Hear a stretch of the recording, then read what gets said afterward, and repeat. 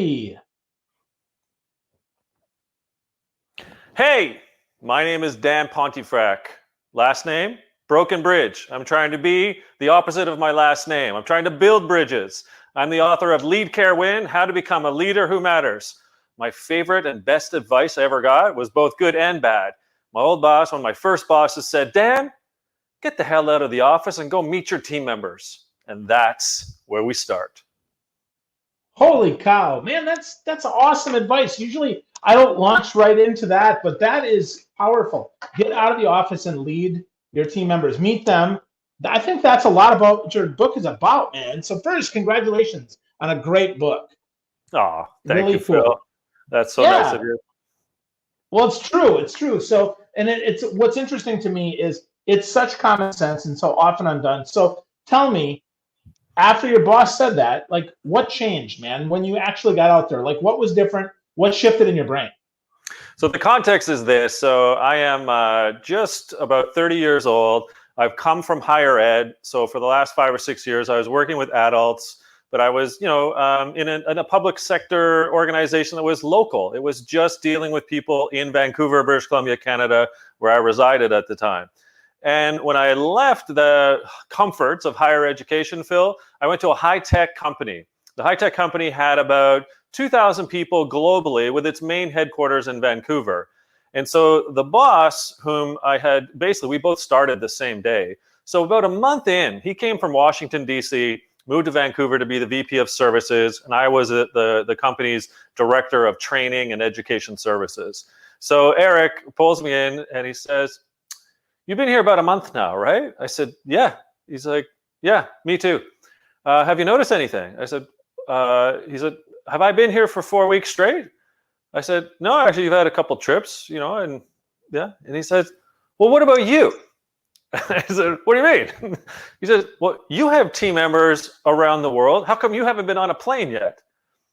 And it didn't dawn on me, to be honest, Phil, back then in 2002, that I should be getting up out of my desk and cubicle and office to ultimately go to Denver and to Florida and to the UK and to Paris to actually say hello face to face. I know it sounds odd, like why wouldn't I do that? But it was me stuck in what was an old way. And it sort of reminds me of the adage that has come to me before, and I'm sure you've got this feedback before. What got you here is not going to get you there. And it was a stark reminder from Eric, who I'm blessed to this day that he sort of provided that feedback to say, get up out of your inbox and your desk, go meet people, make sure you're face-to-face whenever you can be, and that'll help build rapport. Wow. That's interesting, right? Tom Peters talks about managing by walking around, but you got managed by flying around, which is fantastic advice, right, from Eric. That's really good, man. That's really good. I like that. We used to be able to fly around, but now I would suggest that it's, how do you manage or lead by virtually walking around? And I think there's tons of examples where we can talk about potentially over the next little bit here. Yeah. So, and that leads me right up to my next point here. And one of the first stories in there, managed by zooming around. You talked to Eric Yuan from Zoom, the CEO and founder of Zoom, who founded Zoom because he hated the culture at Cisco WebEx and couldn't deal with himself anymore, had lost kind of his way and his meaning. So talk to us about that, because I think that's so interesting. It's almost an addition by subtraction sort of thing there. So talk to us about that story and how that connects to your book. So here, Eric is such a wonderful, loving man, first and foremost. So, raised in China, immigrated to the Valley, and immediately kind of worked with a bunch of friends, I guess, right? And they conjured up WebEx. And so as the story goes, they were having a grand old time and, they wanted to scale a little more. So they entered into opportunities to be acquired, and Cisco went and acquired WebEx. And his revelation, in essence, Phil, was, good God, I didn't do my culture check. I didn't know who was buying us. And he had such angst for several years of trying to push Chambers and others within sort of the hierarchy of Cisco that there was a better way in which to not only operate Cisco, but to do things with this product, WebEx. And he kept getting shut down. And so ultimately he says, basically, for lack of a better word, the hell with it. And so he quits outright. And within the next weekend, 10 years ago, indeed, starts up Zoom. And he thought, the best way in which to repel against a bad culture, of which he had inherited through the Cisco acquisition, was to create a culture from scratch that was caring, loving, engaging, open, transparent, collegial, collaborative, fill all those great adjectives in as you will. And, just nurtured this company over time. And then lo and behold, a pandemic hits and the whole world sort of opened up and said, oh, well, this is easy. This is pretty cool. Why don't we use Zoom? But what I love most about Eric are two things. First of all, many of us sort of get stuck in our thinking in so much as, well, I need that paycheck. I get it. I'm gonna weather the storm. My boss is a jerk. The company culture sucks. I'll just, whatever. I'll be miserable for as long as it takes. And so he had the courage and the guts to do something quite different and made the leap. And I think many of us still need to make that leap because we're encumbered by bad bosses, bad culture. But secondly, and more importantly, I suppose the point of the book, why I started the book off with the story, was that they have one value at that organization. That's it. And it's one word, and it's care. Care about each other, care about the customer, care about the environment, the planet. Everything they do in the organization is about care. And I think that just speaks volumes to a high-tech company. All the shenanigans we hear of Silicon Valley and any other high techs, here's a company that just wants to do right in all that they do. Yeah, it's very different from what I've read and what obviously, you proved this out in your book with what you talked about with Eric and the team at Zoom, than it is the culture at many of those other high flyers that are win at all costs, degrade people, debase people, make them work as long as possible. And they found meaning, which I think is really cool. And that's a great way for all of us, right? You shared in the book, let's give one more example about that. You talked about the We Are the World song, how they had to check their ego at the door. And I remember I was just a young boy when that came out back in '84. Really interesting how that played out. So talk to us about why ego gets in the way of so many of us leading, caring, and winning. Great question. Great anecdote. Thanks for bringing that one up. Because again, like you, of the vintage where I grew up, where, on the Christmas Eve or New Year's Eve, I think we got Do They Know It's Christmas from Band-Aid. Yeah. And then the following year, we got We Are the World, and then we got Live Aid. So that sort of 6-month period was just ridiculously cool. But yeah, to the We Are World example, Quincy Jones, who's the producer of the song and the album itself, sort of, working with various other folks, have ended up with Lionel Richie and Michael Jackson co-writing the song. And then, the idea obviously was, well, let's get as many artists as we can that are American, because this is the American version of Do They Know It's Christmas, in essence, to raise money for famine relief in Ethiopia. And so through, I think it was the American Music Industry Award Night in Hollywood, they managed to cram sort of 40 or 50 artists from, Cyndi Lauper and Tina Turner and The Boss and so on, into the studio in A&R. But what's interesting is that Quincy Jones had the recognition that artists being artists are ultimately potentially almost just in it for themselves often. And although that might be a pretty brash statement, Quincy ultimately looked ahead and said, well, if we're going to unify this sort of, all-star band of all-star bands combined, maybe I need to put a sign on the front of the door before they entered the recording studio that literally says, check your ego at the door. And I think that's a metaphor, meaning when you're a leader, you have, I would argue, aspired into a position of leading others and projects and initiatives and growth and so forth. But you're there because of your experience, your competence, the way in which that you hopefully treat people. What happens is that sometimes when we do climb the ladder, we lose sight a little bit of the little people, of what got us there. And those are some of the characteristics that really get in the way, and we exacerbate that by our compounded sense of ego, and the egocentrism starts to take over because you've moved from manager to director to VP to president, and then all of a sudden you're highfalutin. Well, that's not a caring type of leader. So I think what Quincy is doing in this case is saying, look, remember where you came from. And when you check your ego at the door, you're in it for others. The other metaphor I would suggest to you is what Quincy's doing there when you check your ego at the door. If you use a baseball, a basketball, hockey reference, football even, Are you playing for the name solely on the back of your jersey, Phil, or the crest on the front? And in this case, we're talking about USA for Africa. We're talking about famine relief. But what about you as a leader? Who are your stakeholders? Is it just your name on the back of the jersey? Are you looking to climb the ladder as fastidiously and egregiously as possible, kicking people off of it as you climb? Or do you recognize that if you do care, if you create development opportunities for your people, if you listen, if you're curious, if you relate, if you're empathic, all those key caring type of criteria, you in essence then are playing for the crest on the front, and you're playing for more than just yourself and thus your ego.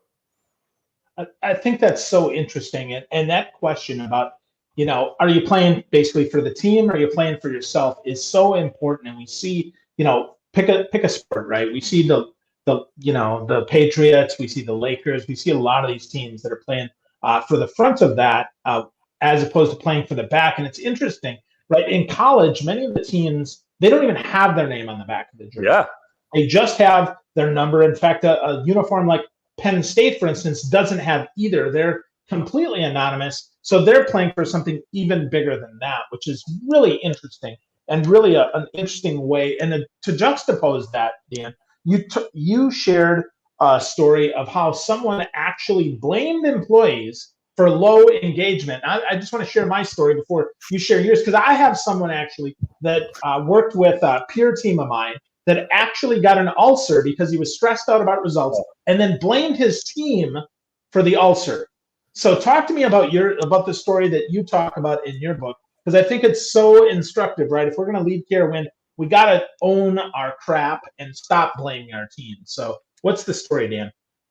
Well, I'm certainly not going to out the individual's name, but let's just say I was either at a high-tech company or a telecom that had billions of dollars in revenue. So one of my last two roles. And a VP whom had sort of been on a watch list, if you will, the previous year in terms of the engagement scores, meaning the engagement scores for this individual and then the team had fallen rather dramatically by about 10 points. And so when you see a 10-point, disengagement level, people in culture like myself, you sort of look up and say, well, what's going on? Then you get into discussions and feedback and anecdotals and, just like, okay, what's really happening here? And so, with some coaching and some obvious leadership development that's happening to help this particular vice president, subsequent to that, the next year rolls around. And it's time for the twice a year, but this is the full year engagement surveying. And so what we learn of is that this particular VP had taken upon themselves to to coach the team, which is a larger team than just the direct reports that this person had, on how to score the engagement survey. So took them through essentially, like a WebEx or a StreamYard or some sort of web sharing platform, all the people across their team, and say, look, this is what a 5 is. This is what a 4 is. Here's what, if you put this, comment here, this is how it'll affect our overall engagement score.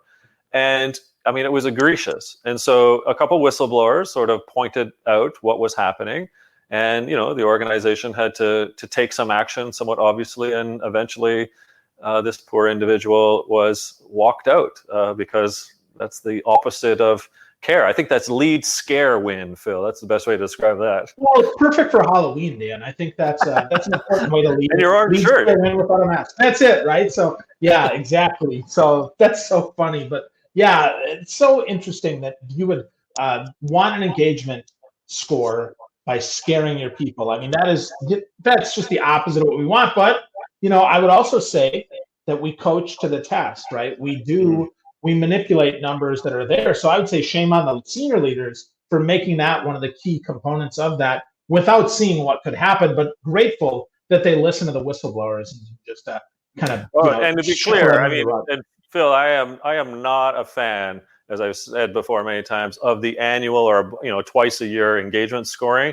Engagement is a daily, a weekly, a monthly thing, right? And so I much prefer pulse checks, check-ins, so that we do know we can course correct within the week or the month, not waiting a whole year. So that aside, that's sort of my thoughts on the annual survey.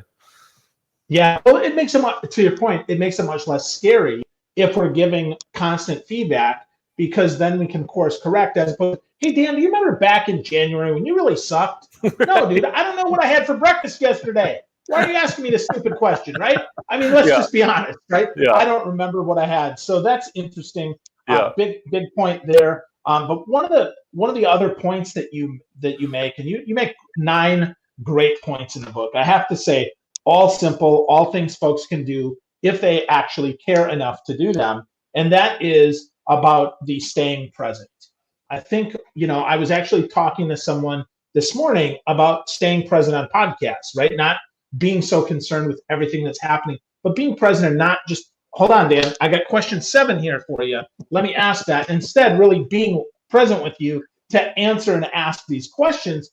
But as a leader, how does that show up? How does being present really show up? And what are some of the great benefits of that? Hey, Phil, I've got to answer this call. Are you okay with that? Actually, sure, absolutely. No, there's a squirrel over there. Do you mind? Yeah, no. Hold on, wait. My other phone's going. Can I get that now? Do you mind? Like, that's my point.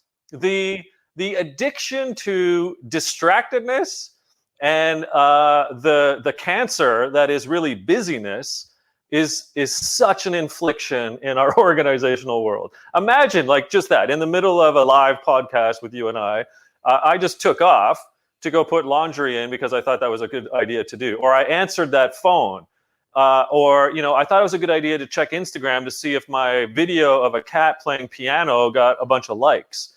That, as crazy as these sound, we've become sort of the Pixar version of the Up movie, where the dogs who talk with special contraptions on their voice box or their larynx, I guess, squirrel, and it's an epidemic. It is, exactly. Hey, squirrel. It is just ridiculous. Now, what's the cause of that? You have to kind of take the kidding aside and say, well, what's happening? Well, in part, we've allowed Silicon Valley to ultimately dictate how we're supposed to be leading and operating our lives. So, as I'm coaching or working with teams and organizations, I take a look at their laptops often. And I say, hey, okay, let's open up Chrome or whatever your browser is. Let's open up Outlook or whatever your email platform is. And I kind of take a look at the notifications. And I see whether it's Mac or PC, if they're being bombarded by notifications all day, or are they present even when they're doing, quote, work, or are they sort of being distracted? Then I look at their phones, and usually I see, on average, 1,204 apps, of which they probably only need 12, and they're distracted by the number of apps they have, let alone the buzzing sensations that come into their pocket, or their blouse or what have you, because texting all of a sudden has replaced reply all emails, and there's group chats everywhere, or there's DMs like crazy, and there's Snapchat, there's WhatsApp. It's become insane that we've allowed all of these distractions to overtake us. And when you think about stay present, we're actually asking the question, where and when are we there for ourselves, selfishly, because we need me time, Phil, but then for the team. And so in the middle of a one-on-one meeting, if all of a sudden, again, whether it's virtual or face-to-face, we feel compelled to not be one-on-one anymore, what do? We lose trust. We potentially start down the disengagement path. And then does that leader show any type of care whilst they're not paying attention to their employee? I argue no. Then, Phil, I look at people's calendars and I wonder, okay, is it really necessary to have back-to-back meetings? And then I ask, is it very necessary to have 60-minute meetings back-to-back? So why can't we start blocking out time in our own calendars, kind of call it focus time? So it's selfishly allowing ourselves to breathe, Phil, the marinating in the moment even. Is that possible and plausible? Yes, if you win back your time. But then you're back to the 60-minute meeting thing, right? Is it possible maybe to say, as a team, as you're working with the team and creating what I call team norms, could you have 60-minute meetings that should be maybe 45? Should 30-minute meetings be 25? I'm not against meetings. I'm against the zaniness of which how many there are, and if we know if they're effective or not, and then how long they actually durate. So those are all kind of tips and tricks, but I would say in the middle of a pandemic, we have a time epidemic. Yeah. And we have to really understand, what are we trying to accomplish here? Are we just meeting to meet? Or are we meeting for purpose? Do we have an agenda? Are we talking about things that need to be discussed? Or are we just regurgitating information and just sharing stuff that needs to be shared? I think those are really good points that definitely rob us from being present. I like your point about notifications, especially, Dan. I have like 4 things on my phone that interrupt me. That's it, right? That's it. Everything else, no notification. And I think this is important. They also don't add up the little number, so my OCD doesn't kick in. Because that's really important, right? Because if it doesn't notify, but I look at it, oh my gosh, 27 notifications, I gotta jump on this now. Or in between, hold on, Dan, I think somebody just no, man, that's not right. Exactly. That's just the opposite of presence. So that's really good. Really, you know what? You sort of triggered something else, which I wanted to make mention of, and that is the meetings to plan for the meeting to plan for the meeting. So when you have, there's a big kahuna coming in from some organization, and it's all of a sudden you've got 3 prep meetings to have the meeting. Sometimes you just got to trust your team a little more to kind of go with the flow, and that they'll figure it out. Stop the hierarchical making sure that everything's going to be kosher in the meeting, so to say. Yeah, for sure. But that really starts with another point that you make in the book, and that is, how do I want to be thought of when I leave the room? And I think that's important, right? If I'm going to have a meeting, I know that everybody in that room, all of that time is invested. So I need to really think about, so how do I want to be thought of when I leave the meeting? And I love the example you gave of Prince, who actually wasn't even in the room. So talk us through that and why that's so important, Dan. Yeah. So we'll come to the Prince example, but the point of how do you want to be known when you leave a room is ultimately a question of meaning, of purpose, of why are you there as a leader. So if, for example, you show up at a meeting one-on-one, or just your general demeanor as you're walking through hallways or Zoom meetings or what have you, is a bit of, a narcissist or a sociopath or a bully or I don't care, je ne care pas, if you're French, attitude, it doesn't go well for you and your engagement, your team, your culture, and anyone really trusting you, for them to then go above and beyond the call of duty, even potentially just to do their jobs. So you kind of have to ask yourself, am I kind, polite? Am I proactive, trustworthy? Do I ask questions? Am I admitting to failure or mistakes and saying sorry? All of these kind of aspects of a generally more meaningful type of leader will then essentially define you as you leave the room, what people are going to say. Oh, she's so great. Like, she really cares. Or what an arse. And why would I even advocate for this leader as I left this role, go into another company and say, yeah, don't work there. Now, the Prince example you bring up is kind of a bit cheeky, because we just talked about USA for Africa. And I love it, but here's the point. I wondered why Prince wasn't in the room when all those artists came together. It's Prince. This is like mid-'80s. Purple Rain is out. Quincy Jones obviously knows and had worked with Prince. There was the sort of the potential partnership to have Michael Jackson and Prince together. So why wasn't he in there? Well, again, people don't really know, but he was invited. He had intended to go, and he pulled out at the last minute. He said, yeah, you know what? That's not for me. I usually record on my own with an engineer, so it's more about me, and I don't want to be with these other people. Now, it's very un-Prince-like, but that's the truth of the story. Now, he ended up feeling bad about that decision, because it was a one and done. They took like 5 or 6 takes that night, and they're not getting together. It was a once-in-a-lifetime thing. So, he did have a bit of a pause and said, well, I don't want to be remembered for the guy that wasn't there for USA for Africa. So he ended up going into his studio at Paisley Park in Minneapolis and recorded a song specifically for the USA for Africa album. Now, I wish he was in that shot. I wish his voice was heard in the We Are the World song. But at least you kind of see the two sides of it, where he made amends. And now I hope you think of Prince as I do, as that individual who learned from the lesson and then ultimately did something about it, so that you remember Prince as someone that did give back to those in need in Ethiopia. Yeah, well, and learning the lesson as quickly as he did, I think is instructive for all of us. it's not about not making mistakes. In fact, one of the chapters in the book is all about that, right? All about being more relatable, all about being able to make mistakes and rebound from that. But it is about rebounding from that. It's not just about being a big mess up. And I think sometimes we have leaders who they think that it's all about making the mistake, not making amends for the mistake. So what would you say to a leader who is concerned that making a mistake might make them less good of a leader? I mean, to be frank, get over it and get over yourself. As Pope once wrote, not the Pope, but Pope, the poet, to err is human, to forgive is humane. And, we're all human. We have one chance on this planet, Phil. We're in the middle of a pandemic, and we know we've made mistakes as leaders and how we're operating, on lockdown or virtually. We're going to make more mistakes as leaders. But when we're vulnerable and the dose of eating some humble pie in the midst of knowing that we make those mistakes, and we have a little bit of levity, but we acknowledge it, we learn from it, we admit it, and then we grow from it.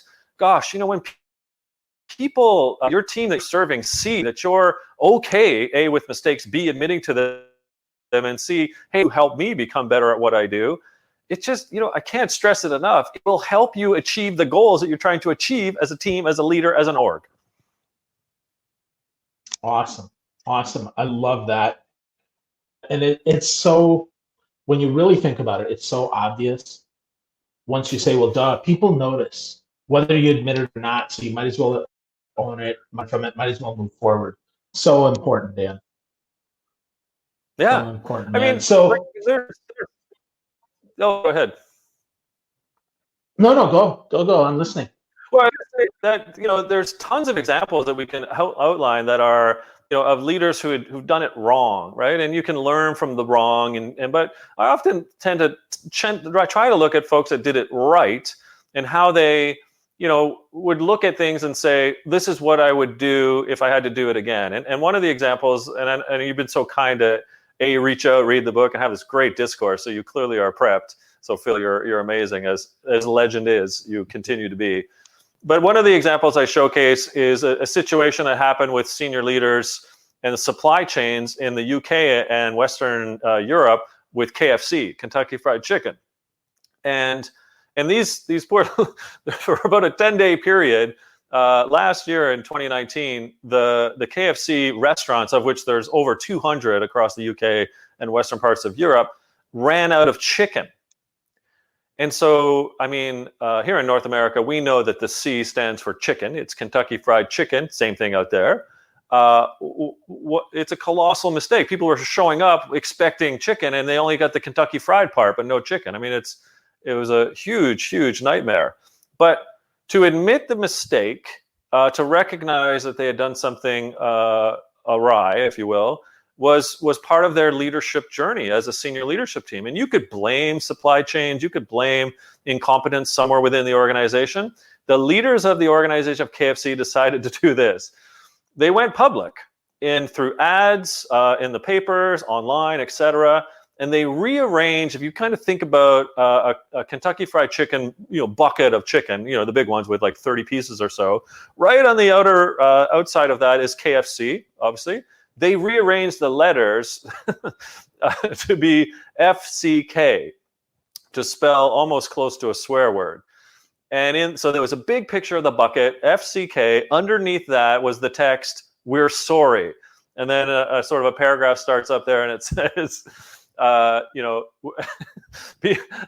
being a chicken company without any chicken isn't ideal. We're sorry for our mistake. We're doing the best we can to get supply chains back in order. But it's that humor, it's the humility to say we made a mistake. It's being open about it, publicizing it, obviously, and then learning, obviously, behind the scenes when you follow up with the KFC leaders in the UK, what did they did wrong and what could they learn from that so that it didn't happen again? That's the kind of caring type of leadership that I'm looking for.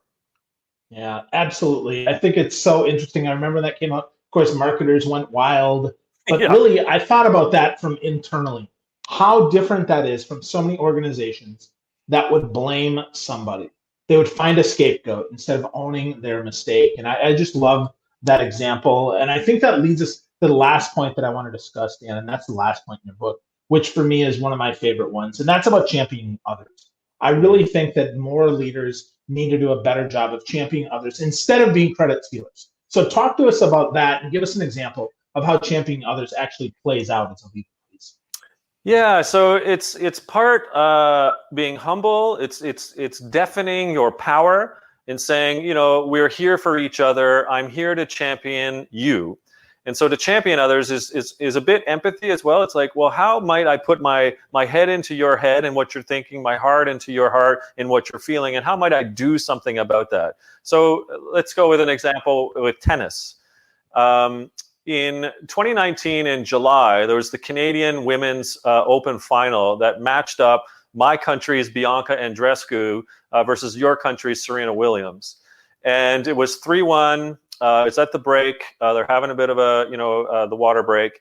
And you hear the umpire call, and I watched this live. The umpire says, Williams, match abandoned. And so Andreescu, who's 18 years younger than Williams, and you would probably think, and looking up to her as an idol, gets up, rushes over to Williams, kneels down as if bowing to the queen of tennis, and arguably the best tennis player ever. And the cameras overheard what she said. It was, "Oh my gosh, are you okay? How can I help? What's wrong?" Not, "I'm going into the middle of the court and celebrating because I'm the first Canadian in 50 years to win the Canadian championship on Canadian soil." She went over to champion the cause, ultimately, of Serena. Now, incidentally, when the match was 30 minutes later giving out the trophies, both of them, you go to YouTube and watch this, both of them only really waxed lyrical about each other. So even in defeat, Serena, who really never has much good to say about opponents, was only waxing goodness about the kindness and generosity of Bianca and how she's going to be, a tennis champion for years to come. And vice versa, Bianca to Serena, suggesting that she is the one in which that so many girls of so many different races, etc., are looking up to her as a way in which to push through. And it was just this magic moment of, in the moment of defeat and win, both of them came to this, how do we champion one another through this? And it's, if we can do that, if we can be humble through that purpose, I think that's incredibly powerful. And I'll leave you with this last one, which I didn't put in the book, but I thought, you and I could chat about it because it's got a lot to do with America right now. And that is a story of Sam Rayburn, who for 17 years was Speaker of the House of Representatives. And as you know, that's essentially third in command in the US. And so as the story goes, Mr. Rayburn was up in the morning and was notified at his home that one of the Washington Press Pool reporters had tragically lost their teenage daughter in an accident the night before. And so Rayburn goes over to the house of where this family resided in Washington and, knocks on the door and says, and obviously the reporter knew it was Rayburn, and said, "Sir, thanks for coming." He's like, "I just wanted to pay my condolences." And before he could finish, he asked the reporter if they had had their morning coffee or breakfast. And the reporter sort of chimed in and said, "Well, actually, no, we've just been grieving here." So Rayburn pushes through the door, goes to the back of the house, and starts making coffee and breakfast. Now, at some point between that exchange, as legend goes, the reporter recognizes the fact that, having access to the meeting agendas of all the senior politicians in Washington, stops Mr. Rayburn and asks him, "Wait, sir, I thought you were supposed to be at the White House for breakfast this morning." And Rayburn, without skipping a beat, says, "I was. So I phoned the president in advance and told him I wasn't coming because a friend was in need." And that's championing others, Phil. That's taking your power, lifting up the rug, shoving it underneath, and saying, "How am I here to champion you for whatever you need in this moment?" Wow. That's a great example of that for sure, man. So the book is great, Dan. Congratulations once again, my friend, on a great book. Lead, Care, Win is the book. You got to get to know Dan more at leadcarewin.com. He's got some great assessments, some great tools. Go check it out. Get a copy. It's super simple. 9 things you can do. Dan, thank you so much for spending time with us. Thank you for caring enough to send me a book, and thank you for just being you, man. I appreciate Right you. back at you. Quid pro quo, Phil. Keep doing what you're doing. So many people are learning from your expertise and the way in which you get people into these sessions. Thank you for being you, Phil. My pleasure. Thanks, everyone, for listening, for watching, and for being part of this. Have a great day, everyone. Lead Care Win.